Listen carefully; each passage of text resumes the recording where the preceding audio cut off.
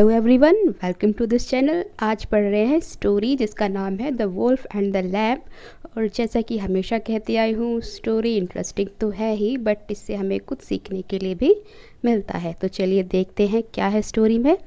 भेड़िया और लैम्प, यानी कि लैम्प कहते हैं भेड़ का जो बच्चा होता है उसको बोलते हैं।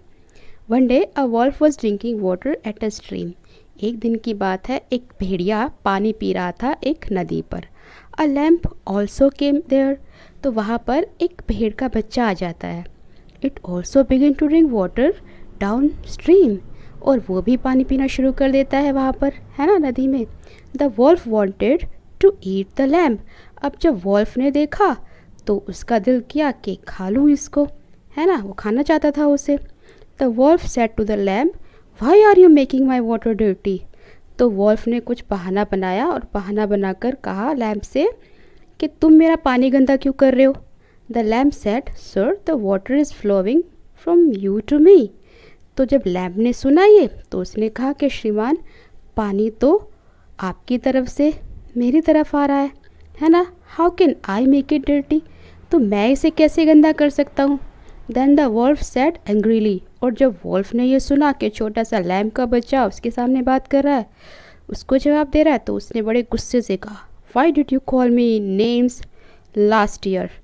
तो उसने कहा कि तुमने मुझे पिछले साल गाली क्यों दी थी। यहाँ पर नेम्स का मतलब है गाली देना, ठीक है। The lamp said meekly, sir I am 3 months old. तो लैम्प ने बड़े ही मिमियाते हुए कहा कि श्रीमान, मैं तो सिर्फ 3 महीने का हूँ। How could I call you names last year. तो मैं आपको पिछले साल गाली कैसे दे सकता हूँ। The wolf lost his temper. अब जैसे ही ये सुना तो जो भेड़िया था ना, उसको बड़ा गुस्सा आया और वो अपने आपे से बाहर हो गया। He cried, it must have been your father then.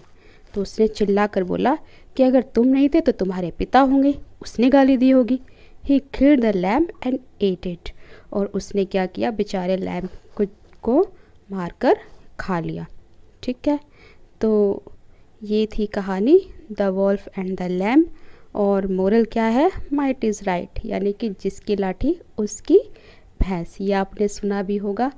तो देखो, गलती कोई नहीं थी लैम्प की, उसने बिल्कुल ठीक बोला था, लेकिन वो कमज़ोर था और जो भेड़िया था वो ताकतवर था, तो इसीलिए वो उसको मारकर खा गया बिना किसी वजह के, ठीक है। तो ये थी स्टोरी। आप देखेंगे, मिलेंगे अगले स्टोरी में। Bye, take care.